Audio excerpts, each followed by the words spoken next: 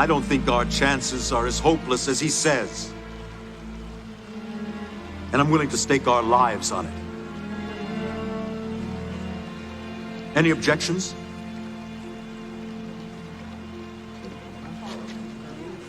Good. Because here we stand.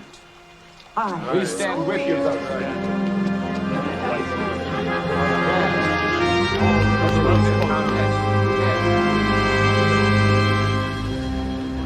Then here you die.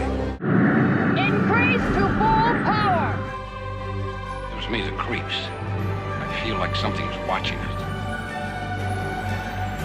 Savick, you go right on quoting regulations. Hello, computer. I knew I would.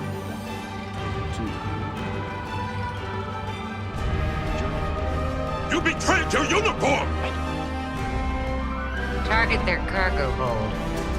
Time to take out the garbage. Smooth as an android's bottom, eh, Data? I beg your pardon, sir. Inspires to be better than I am.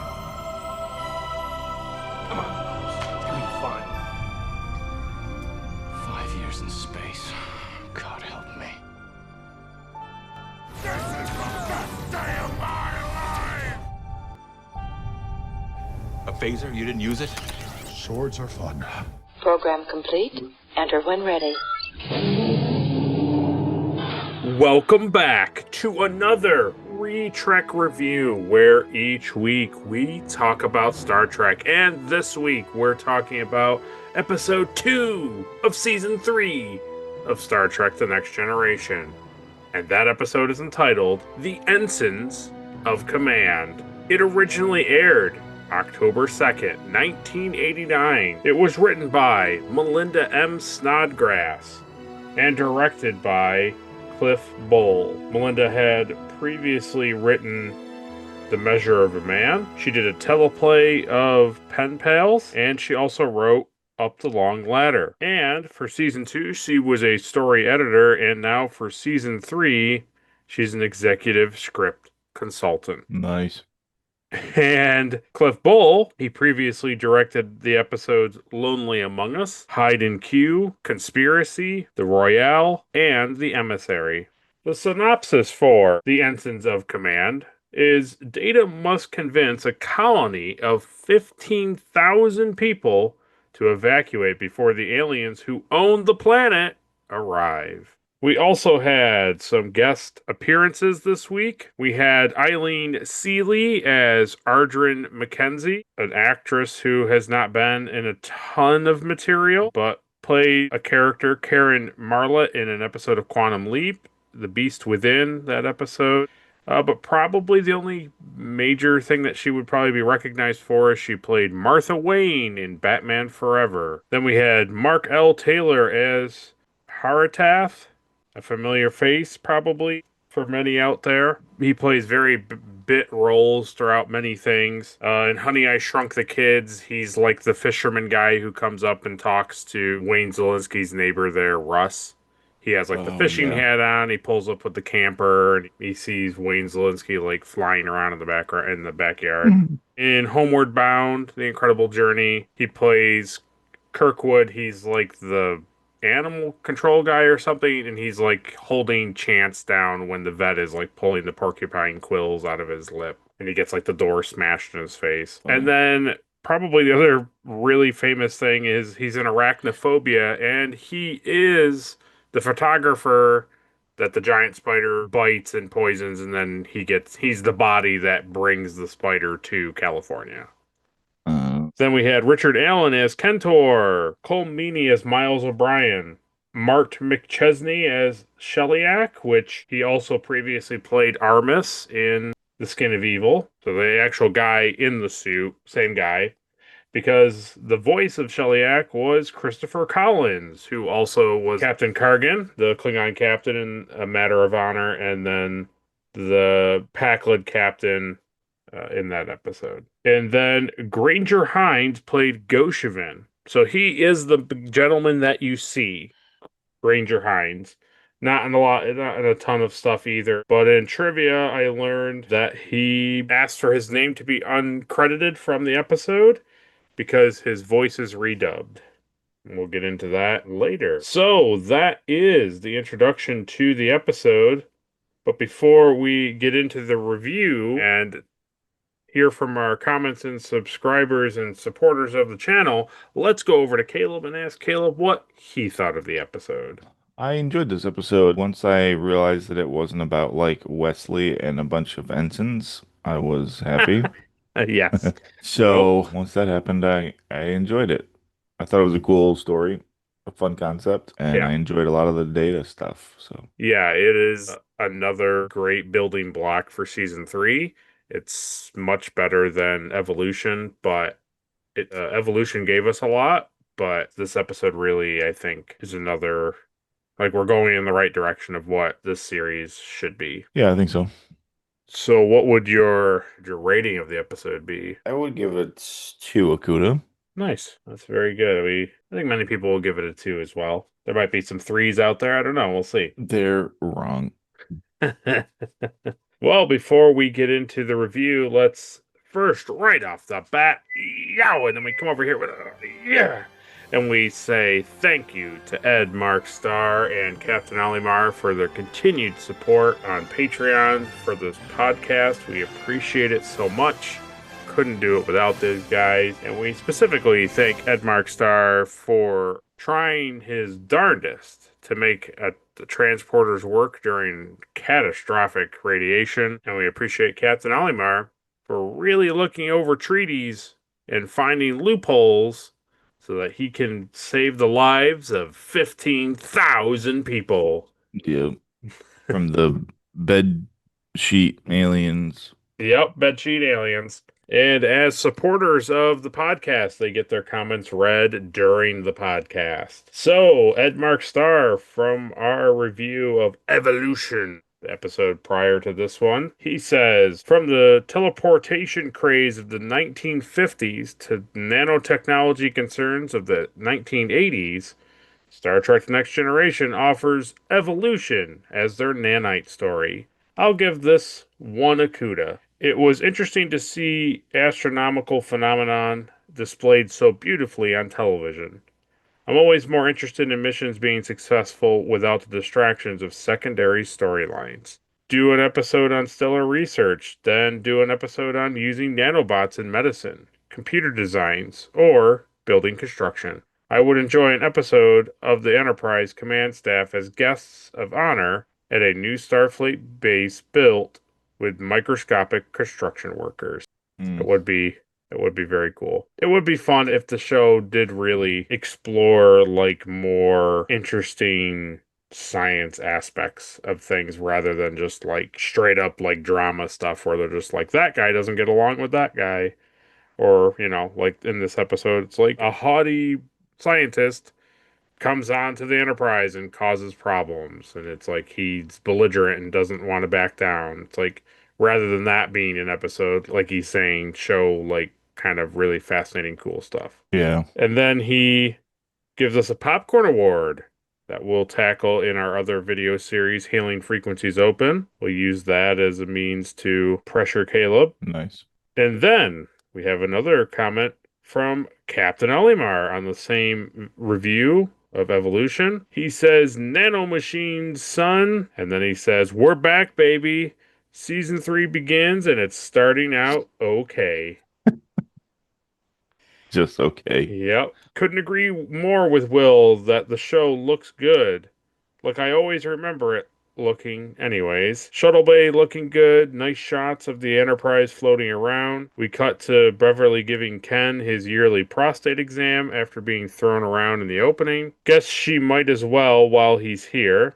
Nice to see her again. Picard pretty much describes Wesley to her as I expected from the captain. I agree that it's nice that they acknowledge that Beverly has been gone for a year or two. Nice to have some continuity. Yeah, 100%. All that stuff in the beginning is really decent. I figured they would just blow past it. Right, yeah, exactly. Yes.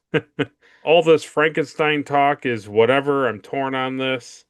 Mm-hmm. Sure, they only mentioned things that happened before I was born, but if they mentioned it was some alien glub crapo from Alpha Riza, who was a smart scientist that made something he couldn't control it, would probably be annoying. I don't know. It's tough. I agree with Caleb that they reference old stuff a lot so that the modern day audience is like, I know what that is. I can follow that. But I also think that saying, like he's saying, like, glub crapo, it's almost like when they do the thing that annoys me when they're like, oh my goodness, this is just like being on Beta Kappa 7.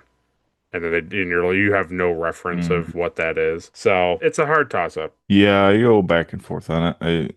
I don't know. No, yeah, I don't disagree with you. So I think it's a hard balance, and it really depends on the context and what the scene is trying to drive at. He does say the music fits well. Music is timeless. I agree. From trivia, I can totally see how they wanted Ken to represent an older version of Wesley.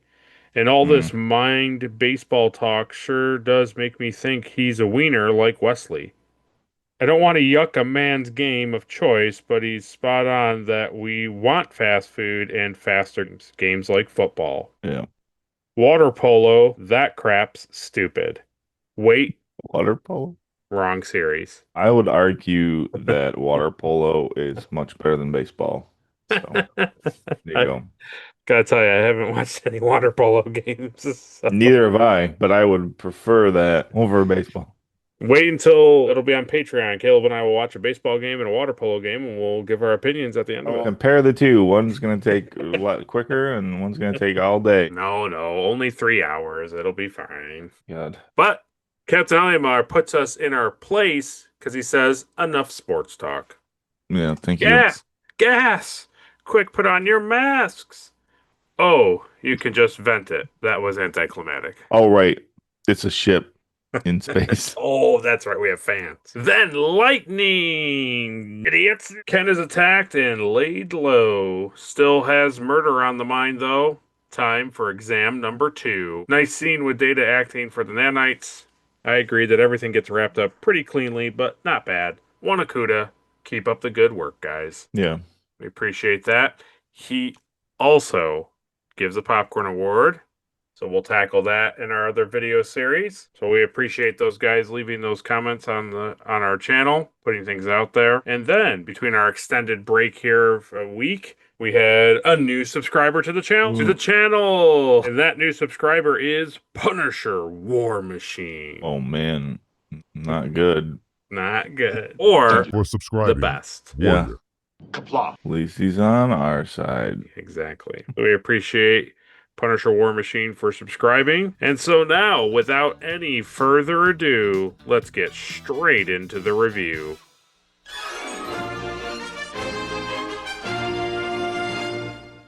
All right, so we open up, we get that, I think it's like a Vulcan or something, bringing his instrument to the musicians. So we get some musicians in 10 forward, which is interesting. Yep. O'Brien is among the... Of course he is. Playing, he I think plays a cello or the something. Fiddle, yeah, because he's Irish. What's really funny, and I know it's like skipping the gun a little bit, but what's really funny is he's in like a handful of scenes and he says literally nothing. he's just present. Yeah. Only when he actually is teleporting does he have lines. I don't think in the transporter scene he says anything. He makes a couple like quick comments. I don't think he does. I think it's just Jordy and Wesley. No, Jordy says like, "Oh, they want the impossible," and he's like, "Yep, just another day in Starfleet or something." I don't think he does. I swear. I don't Maybe think not. so. We'll see in the edit. Yeah, I'm gonna rewatch it. We're watching it right now. Yeah. I enjoyed Beverly and Picard's conversation with Data, and I like Data saying, "I lack soul." So Yeah.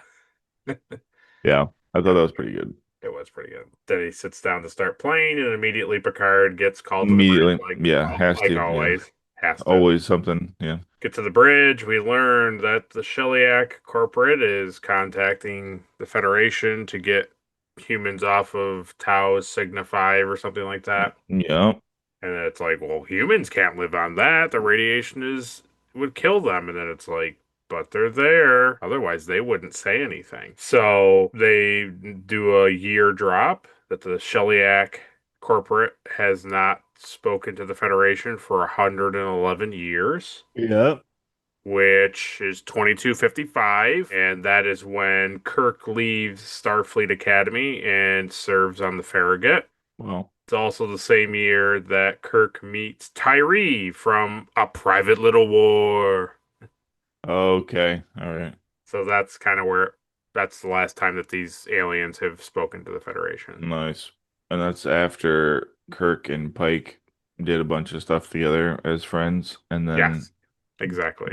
didn't know each other. That little bit before the musical intro, right? Basically, remove the humans, but humans can't live there.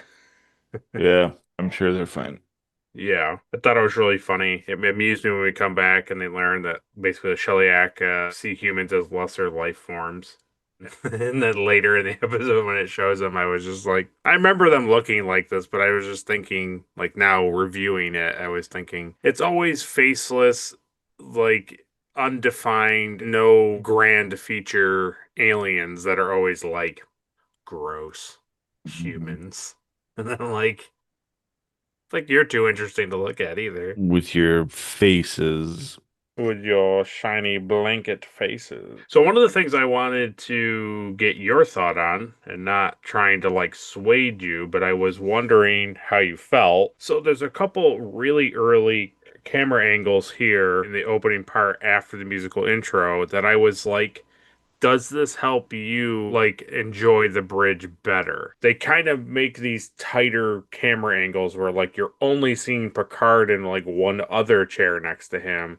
You're not getting these like broad, like huge grand shots of the bridge. They're very like tight on like just Picard or just Picard and Worf or Picard and Troy or Picard and Riker. Yeah, Getting more it feels a little different. Yeah. Okay, all right. Because I know what you mean, that like everything just looks gigantic, and then they have Picard walk like 7, 8, 10 steps to Data just feels like impractical. But I think Cliff Bull kind of made some interesting decisions here that made the bridge feel kind of like how it does in TOS. Like it feels more tighter. Yeah, I think so.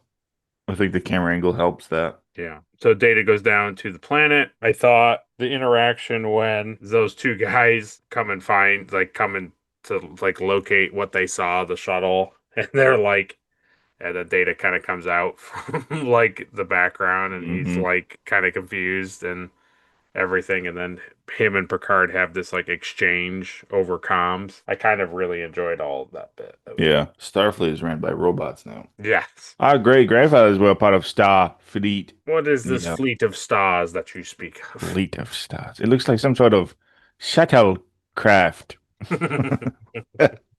Pretty funny. Then we get another math year drop where they say 92 years since when they crashed, and that's around maybe Star Trek the Motion Picture. So it's kind of where it's at. Let's see. So Data's led to the colony site, like the main village site. He meets Goshevin. They talk, and it's like obviously Goshevin has a right to feel that way. Like there's no reason for him not to feel that way. Like he doesn't know Data. Data's literally just appeared out of nowhere and is like, "You must leave." And it's like, okay, like I don't, Data does a semi poor job of like explaining like his purpose and like why he's there. And I understand that like it has to be extended for the episode, otherwise there's not an interesting Data episode. But Yeah. I don't know. I just feel like he doesn't really explain himself really well or the situation really well for a handful of times. So it's like I kind of get Goshevin's point, but at the same time, I'm like I get that his grandfather's buried up on the mountain. Yeah. Yeah, your grandpa's in the well or something. I don't know. Right, but it's like I don't think that matters. Yeah, but you're gonna be dead though. Right. Yeah, Like- and then Data tries to like manipulate them Yes. into leaving, yes. and it's like that's not good either. No. Yeah, I was thinking about it. It's like, if he was using critical thinking, complaining about Goshevin was complaining about all the stuff that they blood, sweat, and tears to build the aqueduct system. Yeah. I was like, pretty sure your grandfather, who's buried up on the mountain, that he would be more upset that like his grandchildren and like his predecessors died from aliens just coming to the planet and killing them than they just were like, there's some sort of treaty thing that we didn't intend to live on this planet. Yeah. We crashed here and just survived and made it work. Oh, somebody finally came and rescued our predecessors and maybe take us to where we originally intended to go. Like, man, nope, I'd rather everybody just die on the planet. Like, I don't know. It's Yeah. And why do you make that call for everybody? yeah, true. Because your grandpa, like, You know no, why? I enjoyed when what was her name, like Ardrian or something like that. She comes up and she tosses the thing at Data and she talks to him and all this stuff, and she's super fascinated by him. And then he's like, I must return to the shuttle, or he's like, I have to go do something. And she's like, you have to leave? She's like, I have a million questions to ask you. And he's like, I am afraid I have no time to answer a million questions. Yeah. Enjoyed that a lot. I liked her. She was interesting. It's very typical that the robot builder Yes, falls in love with a robot. It is a little on the nose. Yes, I agree. She's also a little too like incredibly smitten with him, like very quickly. But yeah, it's a thing where it's like a in between where it's like I think it's a little foolish that this lady is like a walking, talking, man-looking android. Oh my goodness. And also it makes sort of sense that if that's all she does is try to make like robots and androids and like things on the colony that'll be, more helpful or whatever. It's like I kind of then get her ultimate fascination with him. So I don't know. It's one of those things again where it rides right down the line, and if you're too one way or the other, then her portrayal of her character is like not really excellent. Yeah, it's because Snodgrass didn't write her. Yeah, I'm sure because there's a lot in trivia as we'll talk about that got hacked up. So yeah, it's one of those things like you said, like so Data doesn't do like a great job. right, He doesn't come with any facts. He just comes with like, hey, so like you need to leave. And they're like, no. He's like, well, you're gonna die. And they're like, well, oh well. And that's yeah, pretty. well, That's, yeah, they're that's pretty much it. just like, well, we'll stand our ground, and it's like, okay, It's obviously like, well, Picard and the ship can't talk to them because they're trying to stop the invasion.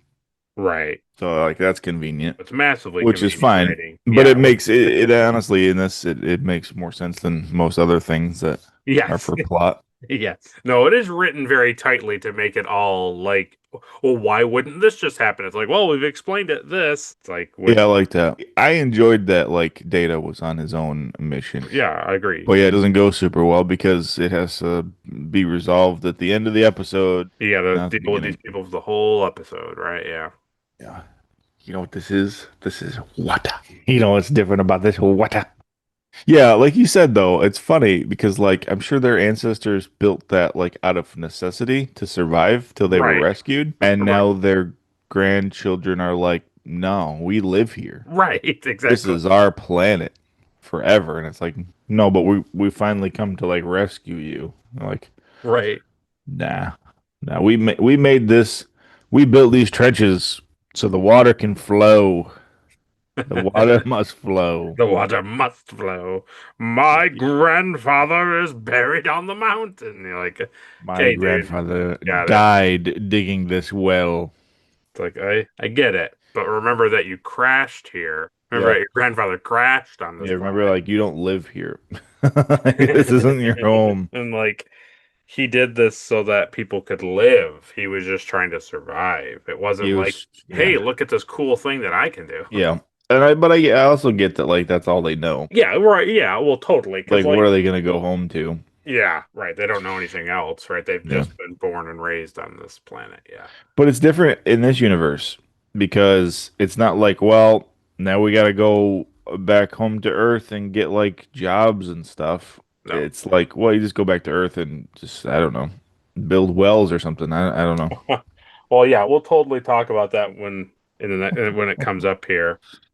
Because I have some points on that too. I really enjoyed though when like it's Picard, Riker, and Troy are in the conference room and they're like talking, and they're trying to like come up with how how to handle this problem. And Geordi and O'Brien walk in the room, and he's like, "All right, gentlemen, I'm going to ask you something, and you're going to tell me it's impossible, but I don't want to hear impossible.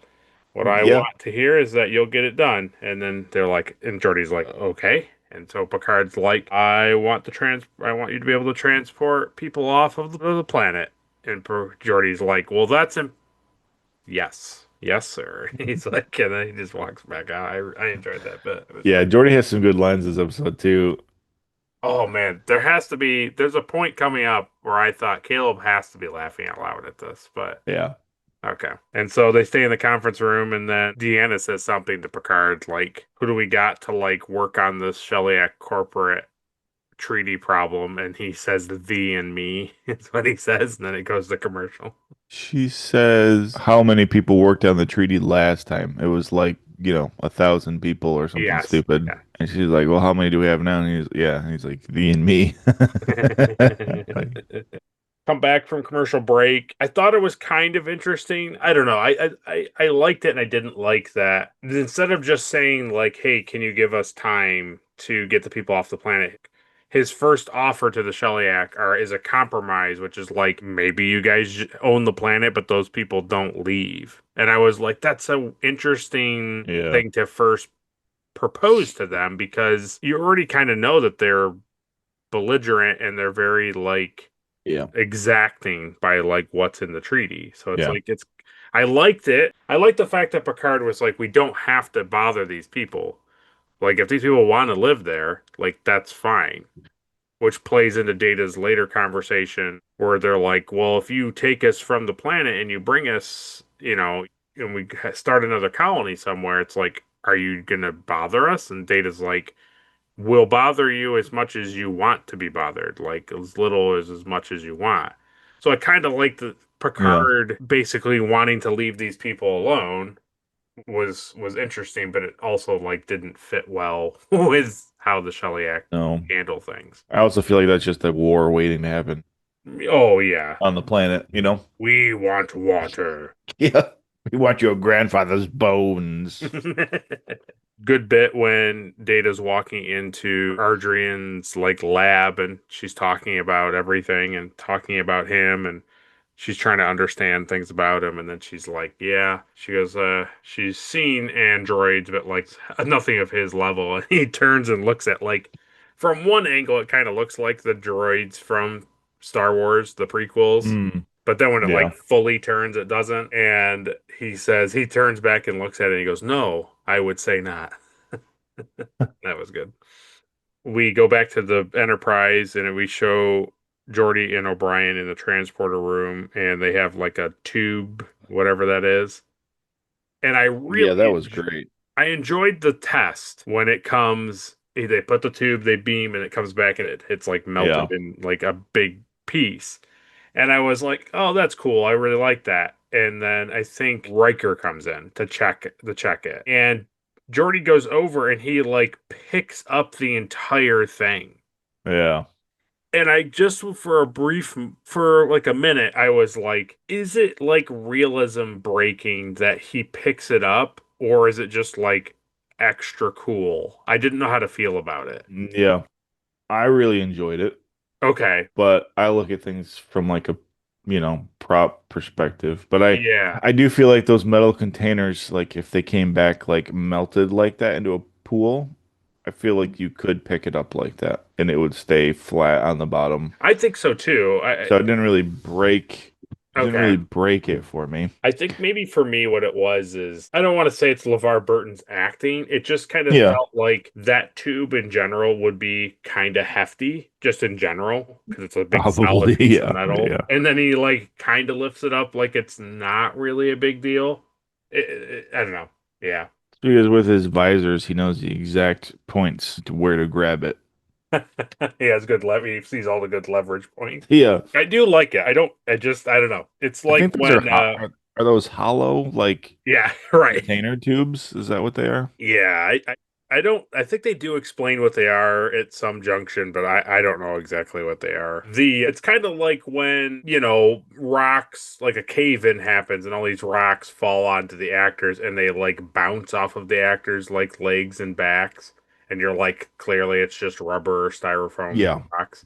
That's kind of how it made me feel when he first picked it up. But I also liked that he touched it. It was like I was having another conflicted moment. Yeah. I like the progression of the tubes. Like even later on we see another one that gets and it's like almost complete, but it's all like warped on the bottom. Yeah. Hop back down, to the planet. Data doesn't present to Goshevin. He doesn't make a good argument because he's like trying to tell Goshevin all and the people all this stuff, but like he at no point explains to them that they have zero chance of defeating the Shellyak. Like he's just like, "Oh, you'll be dead," and they're like, "No, we'll fight." And instead of being like what he does later in the episode, where it's like, "Do you understand that like you can't like try to be a force against these people? Like you're not going to stop them." Yeah, they're gonna just blow you up from outer space. You're not even gonna see them, right? Like you're not gonna fight them with sticks. It's right. We have blades and water. Splash grandfather's water in their eyes. They have no eyes with the Shellyak. And then I like the part where Picard puts it together that if it takes X amount of time for them to get to the planet and they're planning on starting the colonization of the planet in like 2 days or whatever, that there must be a ship already on its way and he plans to intercept it. I liked that was like a written thing. I enjoyed that. Instead of being like, no, we want them gone in 2 days, and then they're not going to show up for like another 2 weeks or something. So, yeah. Well, this is the halfway point. So go down to the comment section and write, Grandpa's buried up on the mountain.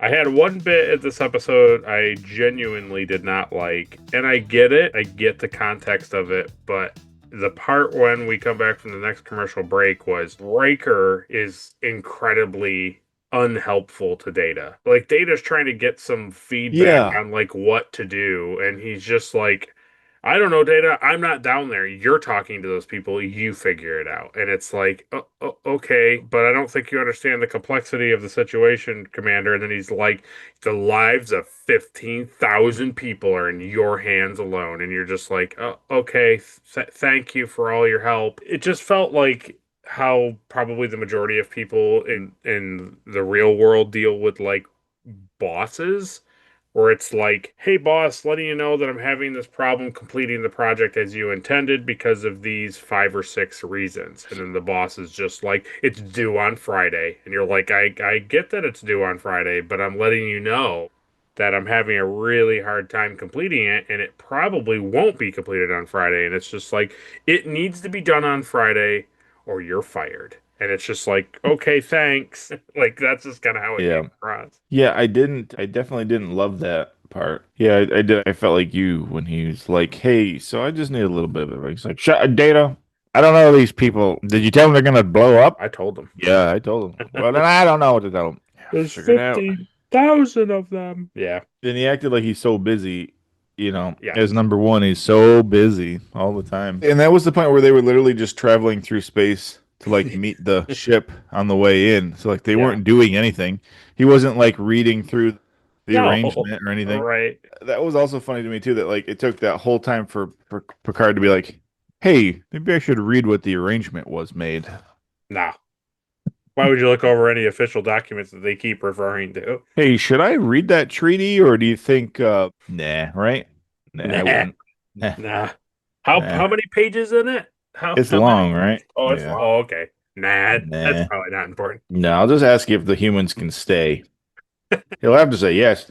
He'd have to be awfully evil. It's like, it's the thought of, well, if it's long, it's not worth reading. Yeah. No, you mean, like you said, you mean the thing that they quote from every single time we talk to them? The thing that, like, we put in place for them? Yeah.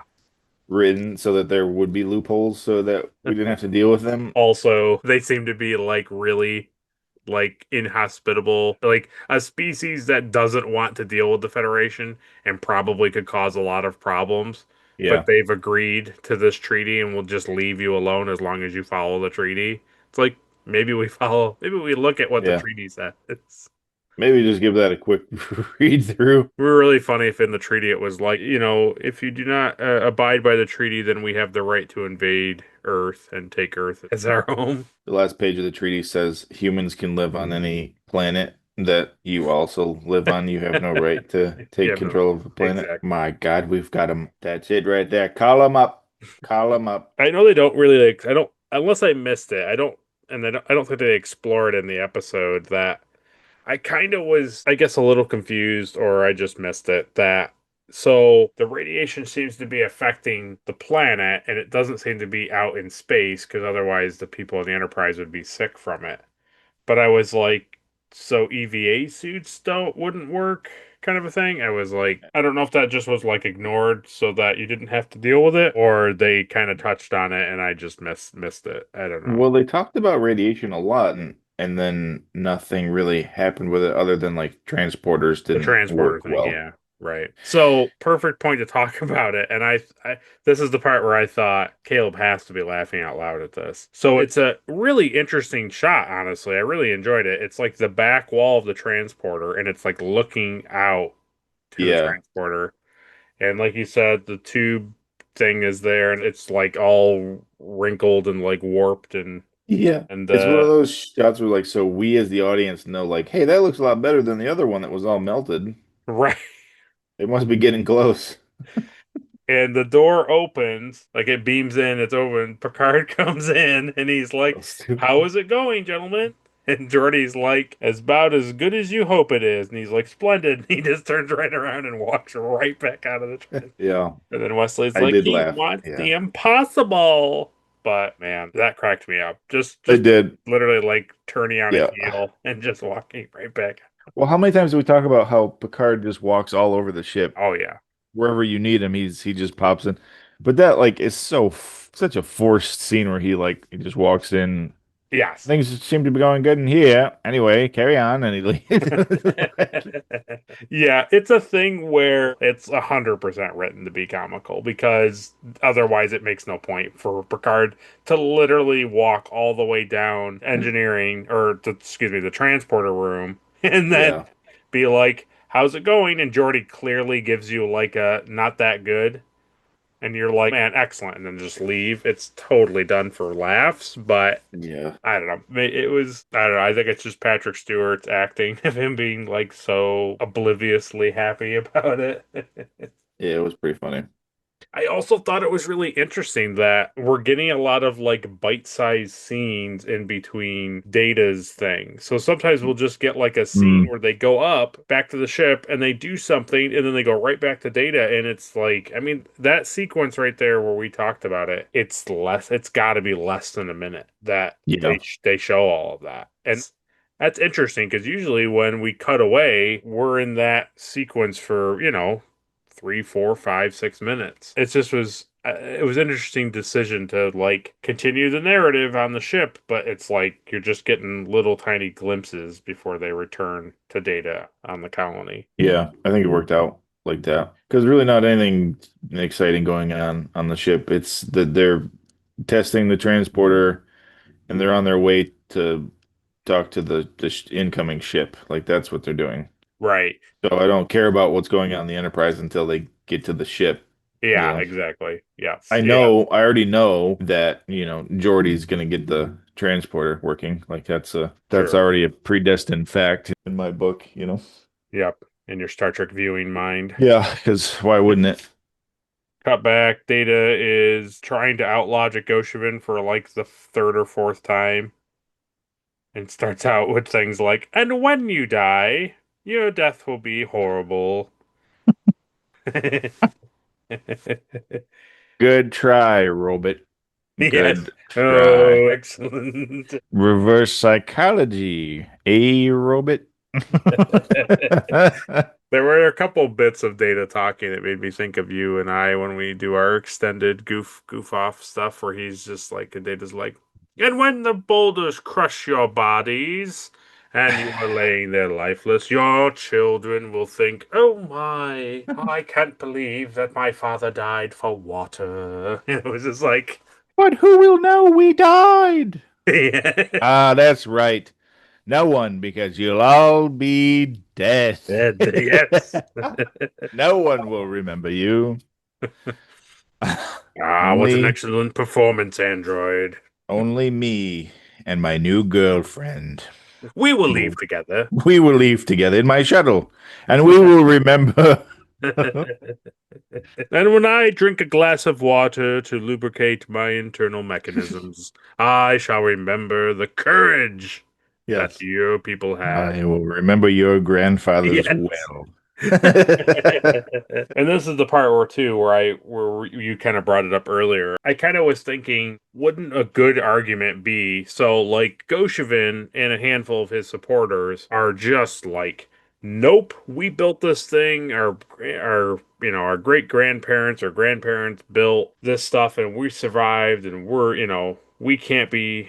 We're not just going to let go of all of the hard work they put in to help our community survive. And it's like, oh, okay, like I get it. There is something to be said that, when somebody puts in blood, sweat, and tears into something, and then you're just like, nah, we don't care about that. We're going to leave. I get the whole emotion behind that. But I just kept thinking, shouldn't Data really be offering them like another inhospitable world so that they can build aqueducts and wells and whatever and just struggle for survival again? Like, Yeah. if they're so dead set on, like, you don't understand how hard it is to have gotten water here. We look at this. This is amazing. It's like, dude, we literally can just beam you up and deposit you somewhere else and you can do it again. And then you can have your grandchildren speak about how you died on the mountain for bringing water down to the colony. It's just like, Yeah. I don't know. I get What that about that's a like planet a full of slappy. magma? There's no land, it's just a magma planet. Yeah. But you can try living on it if you want. Find water here. And my grandfather took the elements of magma and boiled it down to just water. Yeah. Yeah, it is. It's one of those. It's just one of those like human things where it's like, we're gonna fight for this land because we put work into it, Yes. and that's the story. Data But it's a says, little different. It's different when aliens are coming from space with giant torpedoes.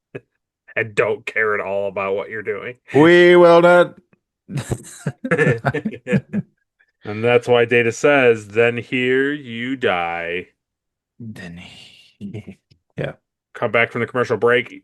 I gotta say, Troy with the coffee or whatever it was, the tea, yeah, was a good bit. I really enjoyed it. I did too. Yeah, She was like, word, and he's like, oh, easy. it's obviously tea. Like, is it? Is it moron? Or am I referring to the cup? Am I referring to the color? Am I referring to the consistency? You don't know. You don't know anything. Read the treaty. Read the treaty. Yeah. Here's an interesting thought for the YouTube folks out there.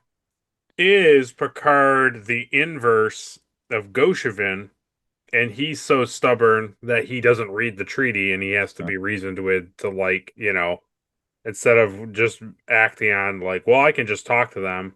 I'm the person who does it all, just like Goshevin. He has to like listen to other advisors be like, no, maybe do this thing that you're not thinking about. That's a good point. Yeah, probably. Maybe. I also like how she's like, hey, so they think that our language is like really basic and stupid. Yes. So like, don't use it mostly. Just be very direct. He's like, got it. And he goes out there and he's like, I think we could all live together. yeah, he goes out there and he says something like, he's like, in paragraph whatever, he says something like consultation or something like that. Yeah. And they're like, okay.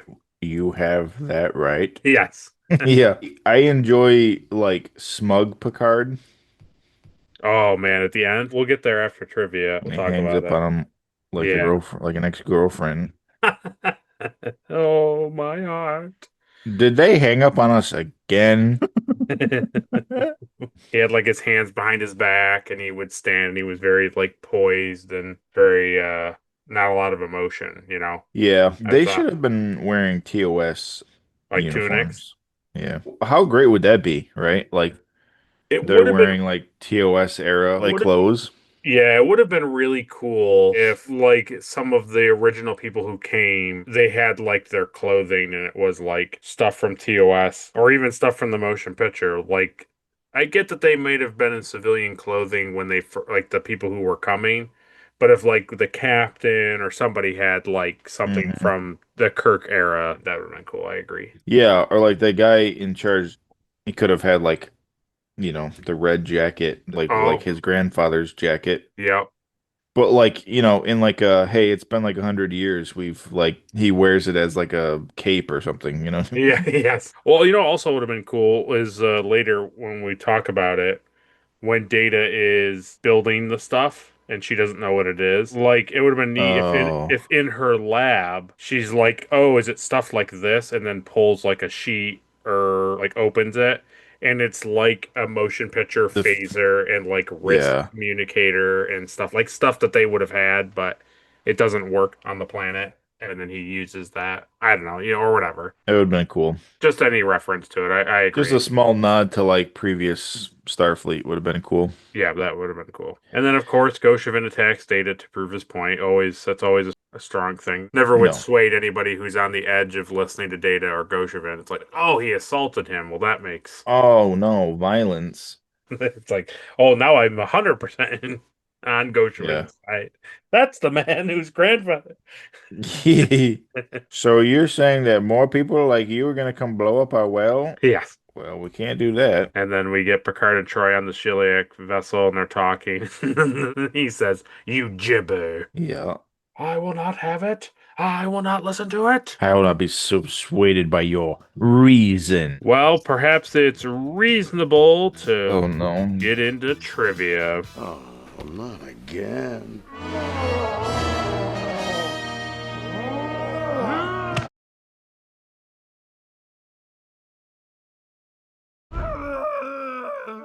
All right, now you're overacting.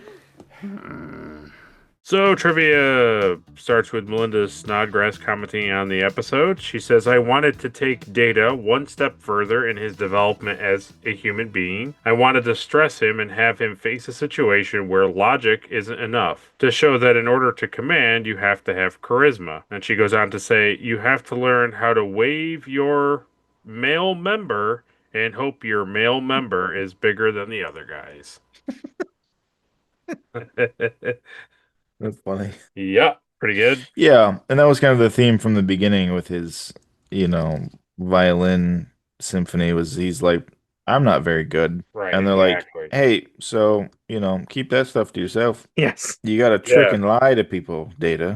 Extreme honesty can be detrimental, dangerous. Yeah. It then comments on that Melinda Snodgrass's original version of the teleplay had some noticeable differences from the finished episode. In particular, the Sheliak were named the Harathan. Kentor was named I guess. Noel. I don't know. Mm, And had a much smaller role in the story, as did Haratath, the other guy with him. yeah, Goshevin and Ardrian were implied to be in a relationship, and the okay, hyperonic radiation did not affect phasers or tricorders, with Data simply not wishing to resort to violence to resolve the situation rather than being unable to use his phaser. gotcha. Yeah, interesting. I don't know. Interesting. It doesn't seem totally chopped up. It seems like a lot of it maintained. I think obviously from her law background is discussed with her and some other things that she does really well. Conversation between two people. Mm-hmm. I think the whole like treaty bit where it's like paragraph, sub paragraph 5 of Yeah. is all her like knowing lawyer stuff. Yep, I think so. The title of this episode is from the poem The Wants of Man by John Quincy Adams. In the context of this poem, the term ensign means a flag or symbol, not the Starfleet rank. Okay. And a stanza of the poem is I want the seals of power in place, the ensigns of command, charged by the people's unbought grace to rule my native land.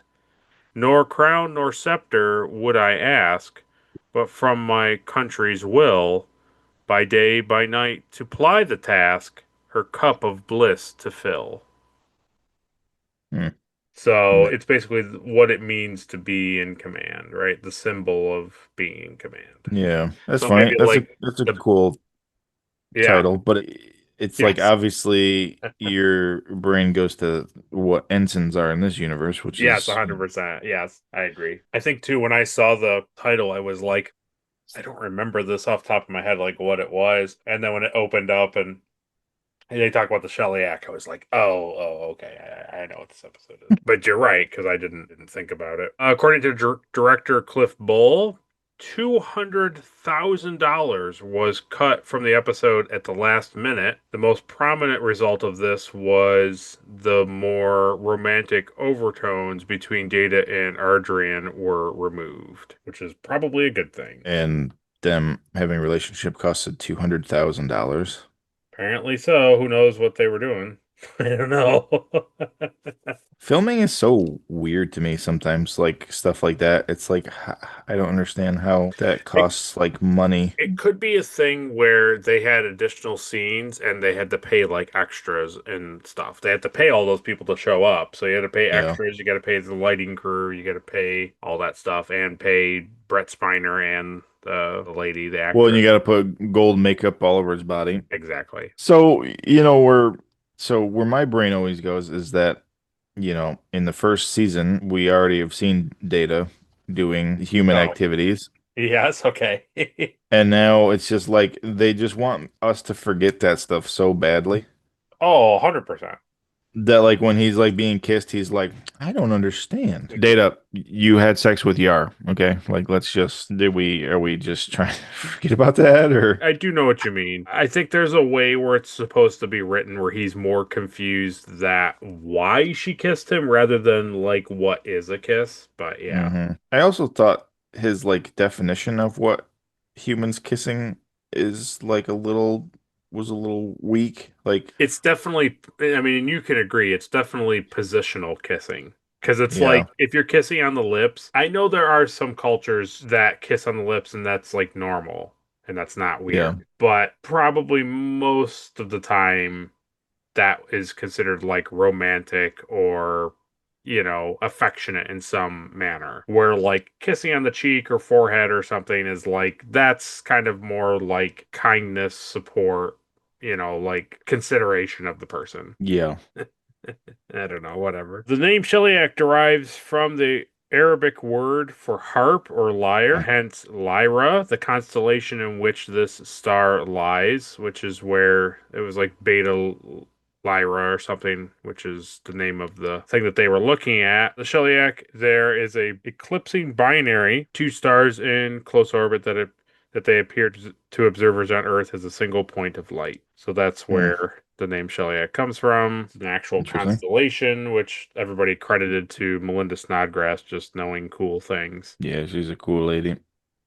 This picture is the sketch design when they were like, we want this thing to look like an alien. And then he sketched that up because there wasn't a ton in the script and stuff. So he just Oh, went off of by some stuff that he read. interesting.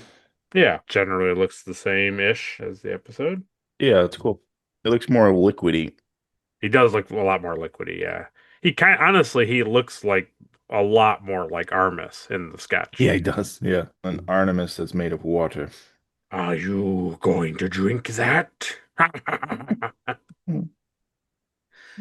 Although this episode aired after Evolution, it was actually the first episode produced. So this is the first thing they filmed for season 3. Nice. Then this bit, kind of sad, but I think a pertinent point to read. It says there was a complication regarding the involvement of Wesley Crusher. Will Wheaton was cast in the film Valmont, which would be shot in Paris during the hiatus, since the second season and the movie's production schedule was due to run over into the first week of filming of the season 3.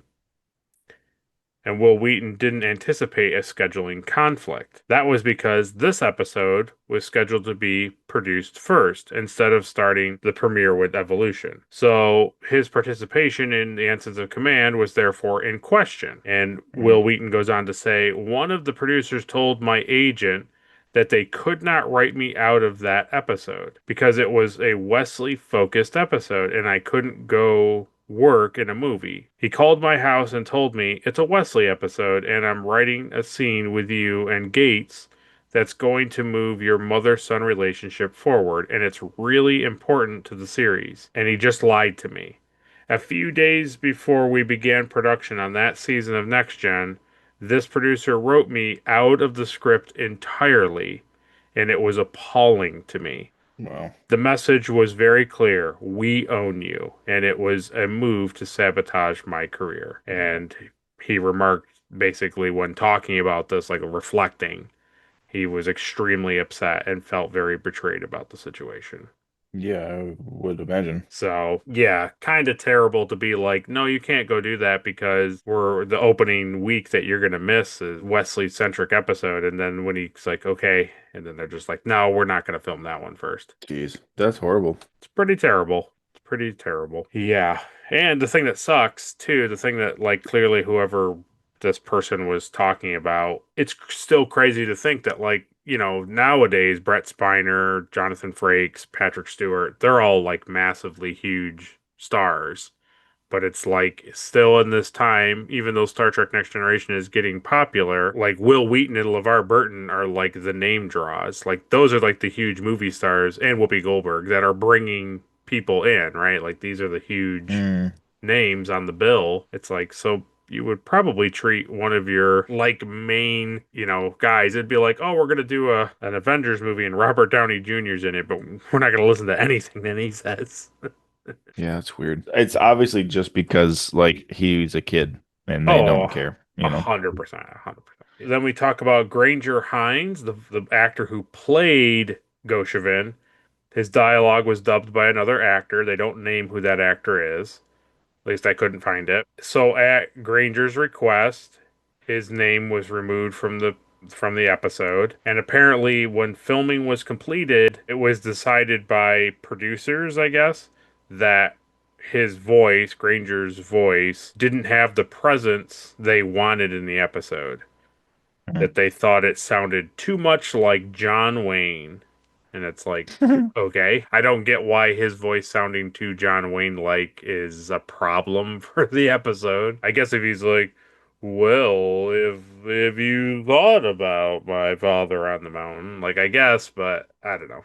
Just as that's so weird. It's incredibly weird to do that. Like that's a lot of work to redub all that stuff. It's like, and I get it. I get that, like, his voice does sound more commanding. I'm Goshevin. Like, I get it, but it's like, I don't think it's that big of a problem. I didn't even pick up on the fact that, like, it wasn't his voice. Yeah. I think there was, like, one or two scenes, but I usually chalk that up to just normal problems that most TV shows of old have when they have to go in and redub things or like they just didn't get a good take. Yeah, syncing issues. Right, exactly, yeah. Then this is going to make you happy, and it's certainly going to make Captain Elimar happy. Nice. The Sheliak vessel is a reuse of the merchant cargo ship from Star Trek III, The Search for Spock. Woo! So I'm pretty sure it's the ship that Christopher Lloyd kills his wife on. Love it. Love that. Then lastly, the shuttle was named for Ellison Onikuza, which was the name of one of the 7 astronauts who died in the Space Shuttle Challenger disaster. Oh, that's cool. Yeah. So that's nice. We appreciate like it. Yeah, we appreciate stuff like that. Obviously, it's cool that they, have, these names actually mean something more than just like Galileo. Like the name Galileo is cool and I like it, but I also like when they are a little more niche with the names. So yeah, so that was trivia for the week. Hopefully everybody enjoyed what they heard in that.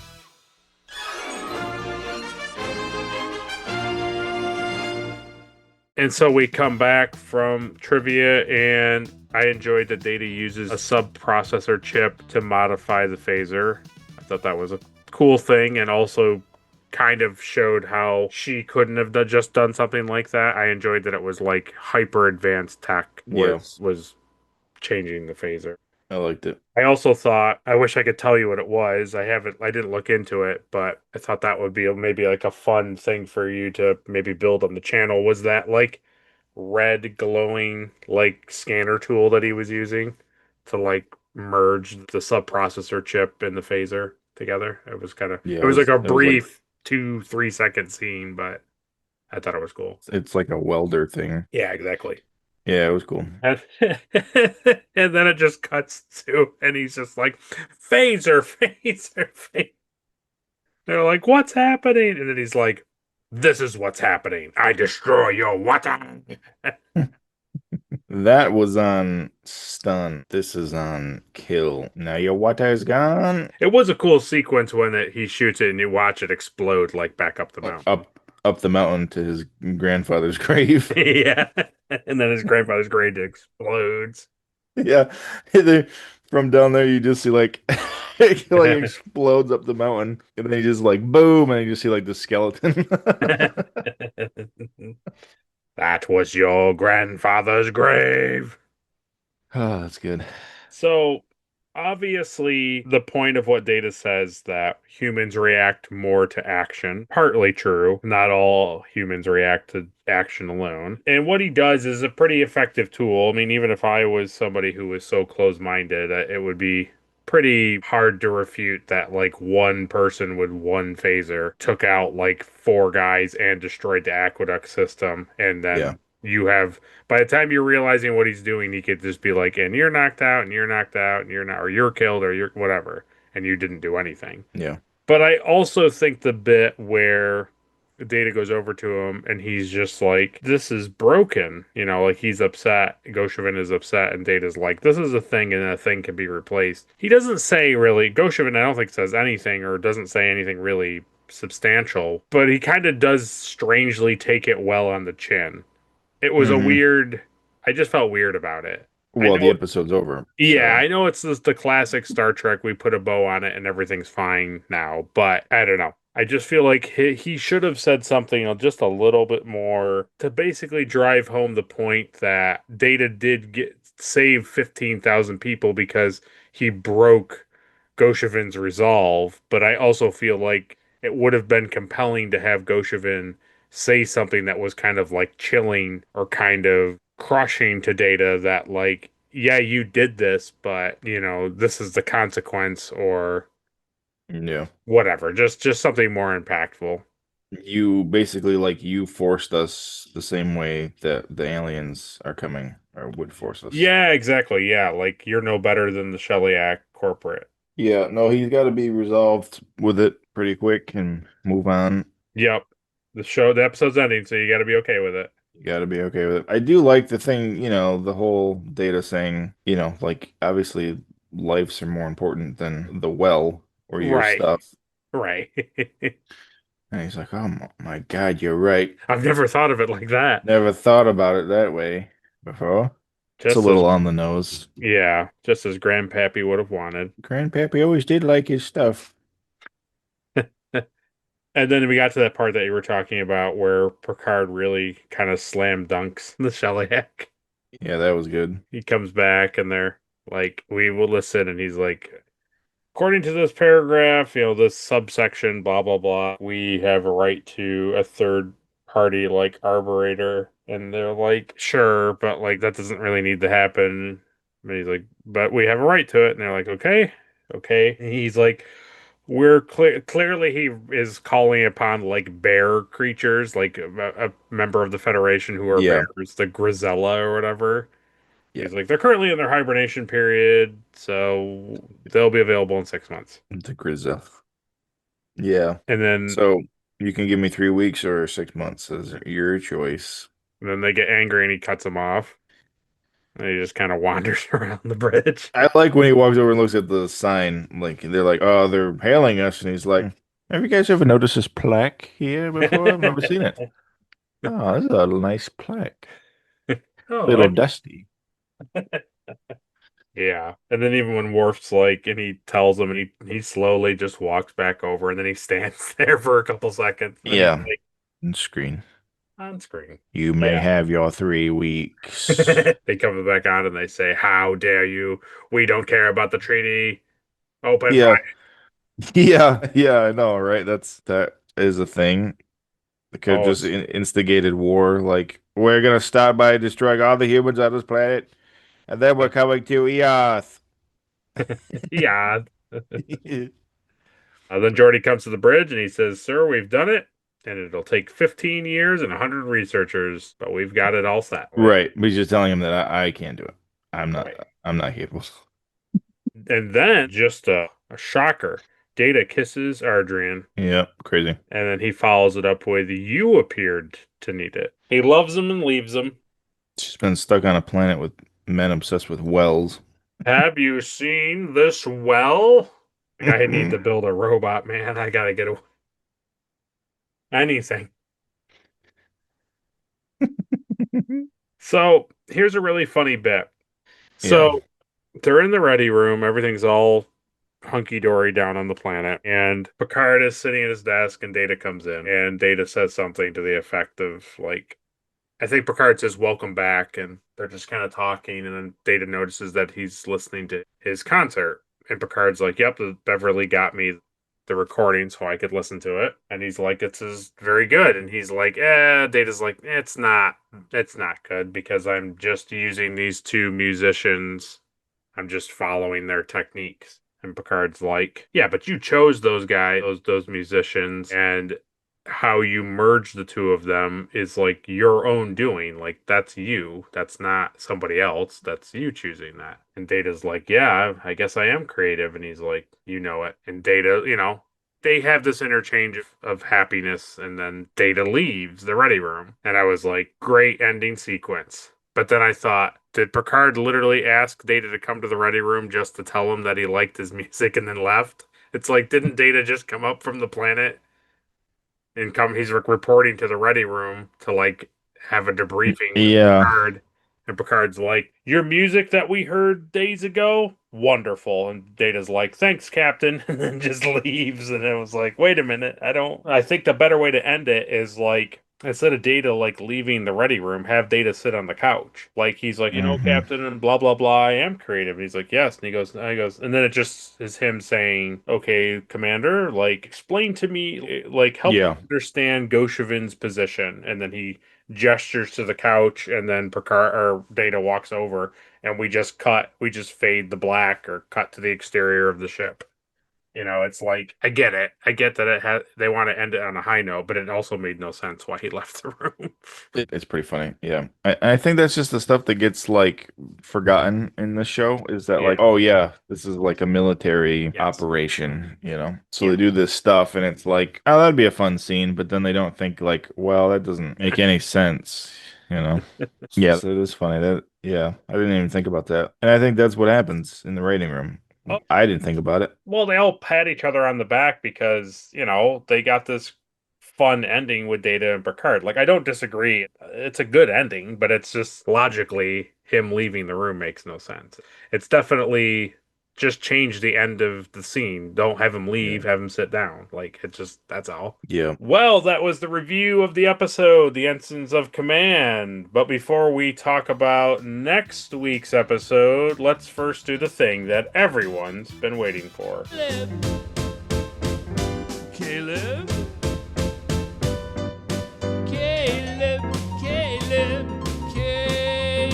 So, Caleb, who gets the Erica Ortegas Award for being the most unlikable? The main guy on the planet. Goshavin. Obviously. Goshavin.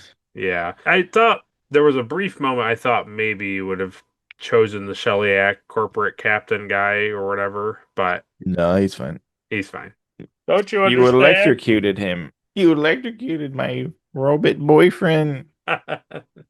Well, next is the Elizabeth Cutler Award for being the most forgettable character of the episode. I was going to say Wesley, but I feel bad. Oh, no. Okay. So I'll say O'Brien this week. Yeah. because he was there but didn't say anything. Or did he? Definitely did. Yeah, I don't know. There's probably, other than maybe Beverly, I would. I mean, she's only, I think, in the opening. Yeah, she didn't do anything. So, yeah. Brian being there. Yeah. But Beverly got to come back. That's true. Brian's been here the whole time. Remember me. Well, next is the Mugatu Award for the best alien of the episode. That's probably Worf. Okay. I can always hear in my back of my mind when I would say something like, really, Worf? And then you would say, yeah, I'm not giving it to that stupid thing. Yep, exactly. Yeah, you gotta be a little bit more than a person with a blanket over your head to impress me. Not impressed by blanket aliens. Not impressed by forehead prosthetic aliens. What will you be impressed with? Hot Klingon ladies. Can't wait. No, I mean, so like Artemis is a good example, but like at least he had, sludge all over him. Yeah, true. This guy was just wearing a quilt from a bedspread, You will give us the planet. Yeah, good stuff. Well, next is the Trip Tucker Award for the MVP of the episode. Data. Nice. Not Geordi. He didn't fix anything. No, probably runner-up is Picard because he does ultimately stop the invasion. Because even if Data was like, hey, I got everybody to agree to leave, it's like, well, it's too late. Like, it doesn't matter. But yeah. That's great data. So if you could convince them to hold off, fight the aliens for 3 weeks before the ship gets here. If you could now train them in how to fight the Shellyak, that would be really helpful. We could do like a villager montage where we show like how to use like spears and rudimentary weapons to fight. That'd be great. Let's get down to business. I'm not going to give it to Picard either because all he had to do was read the book and he just refused to read it. That's a good point. That's a great point. Excellent point. I like it. Yeah, I agree. Well, next is the Spock Award for the best line of the episode. Let's give it to Geordi at the end when he says they figured out how to fix the transporters, but it's going to take like 1,000 people and 1,000 years and 400 people, which I don't buy either, by the way. I don't believe it. Don't believe it. Fake news. Because then it's like, so that's specifically just for like the radiation pattern on that planet. Right. So it would change every time there's a different radiation level on a different planet. Yep. There's no way it would take that long. We've seen Geordi do more with less, you know what I mean? That's true. I don't disagree. That's true. Well, maybe he's doing the classic engineering thing where he gives them too much time and then he does it in under, so he looks good. So it'll only take like 7 years. Well, the issue was he wasn't under pressure. True. Not enough pressure, yeah. It was just Riker coming in. Just coming in to make sure you're all, what is he saying? Airplane. Just wanted to let you know we're all counting on you. Good luck, and we're all counting on you. Yeah. Yeah. Yeah, that's Riker totally does show up several times in this episode, and basically the guy who's just like, well, that better work, otherwise you're a moron. See you later. Yeah. Otherwise, we're all dead and they're all dead. That's 20,000 deaths on your shoulders. Anyway, carry on. I'm the guy who shows up and doesn't help you, but reminds you of the danger. The stakes? Yeah. The stakes, yeah, that exactly. Anyway, I sent up more canisters from the loading bay. You've already burnt through these 40. It's like exactly what you're saying. He's like, well, gentlemen, I've brought in another case of 40 casings for you.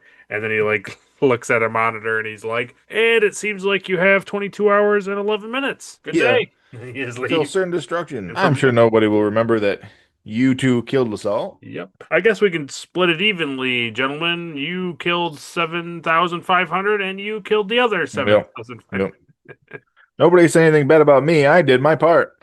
I brought these canisters up. Yep. Gentlemen, I follow orders. Nobody ever blames number one. Exactly. And number two rolls downhill. Next is the Shran Award for the best action sequence. It's when Data shoots the well and it goes up the hill and Grandpa Skeleton blows off the top of it. That was my favorite. How did you manage to do that, Data? Simple.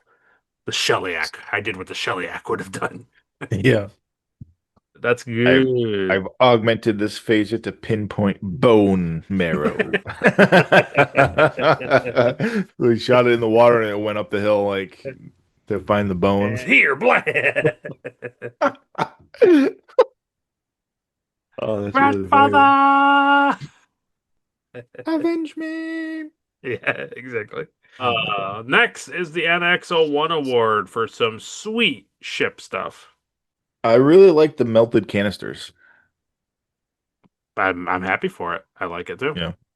That's the best thing. Everything else on the Enterprise I've seen I've seen it. bores me. You haven't seen the guts of Data's arms and the guts of a phaser, but yes, I agree that the melted canisters were That's true. very good. No, I it's a good selection. I like those a lot too. They're fascinating. I like when the guy in the beginning like picks Data's arm up when he's talking to him. Oh yes. This is a robot man with these flimsy arms, but these arms can't even carry a bucket of water from the well. That's my Useless. grandfather built from the. Yeah, anyways. Useless. It's funny that like we're making fun of that guy for always talking about the well, but then also like so do the people on the planet that he's with because he starts to like talk about it one time and like the girl's like, "Yeah, your grandfather built it. We got it." Yeah, thanks. I think he literally only says it like 3 times in the episode. I don't. Yeah, he does. But it was 2 times too many. Too many. Next is the Porthos Award for the cheesiest thing of the episode. It's definitely the kissing. Oh, the kissing. Yeah. Now, her kiss to him or his kiss to her or both? Actually, yeah, well, I'll pinpoint it a little bit more. I'm gonna say the cheesiest part is at the end when she's like, "Hey, so I'm just gonna ask you, like, out straight, like, do you have feelings for me?" And he's like, "I don't have any feelings whatsoever." One way or the other. Yeah, it was very funny that she had to like come out and ask him that. Like, she fell really hard for him. Really hard for him. Yeah, And he's like, I don't know what you're talking about. See you later. I'm a robot. La la la la la. It just goes back onto the ship.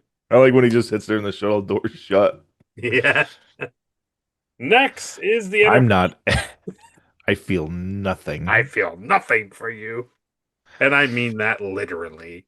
Next is the Enterprise Award for the best scene of the episode. I'm gonna say it's when Picard ignores the hail.